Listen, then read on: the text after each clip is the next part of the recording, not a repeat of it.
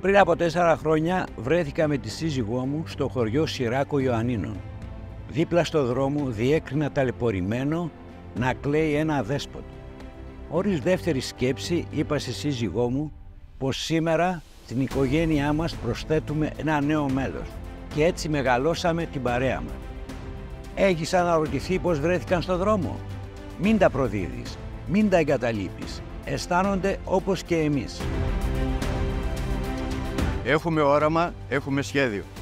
Ξεκινήσαμε το 2016 δημιουργώντας το χώρο αυτό και θα συνεχίσουμε την προσπάθεια για τη βελτίωση της διαβίωσης των αδέσποτων φίλων μας. Δημιουργούμε ιστοσελίδα όπου θα προβάλλονται όλα τα αδέσποτα με ταυτότητα του Δήμου μας.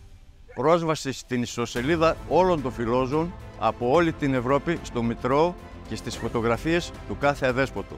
Μαζί με την ομάδα και τον επικεφαλή μας έχουμε οργανώσει το πλάνο των δράσεων που αφορά τα αδέσποτα του Δήμου μας, το οποίο θα υλοποιήσουμε. Δημιουργούμε δημοτικό κτηνιατρίο, στο οποίο θα πραγματοποιείται η στήρωση, ο εμβολιασμός και το τσιπάρισμα των αδέσποτων.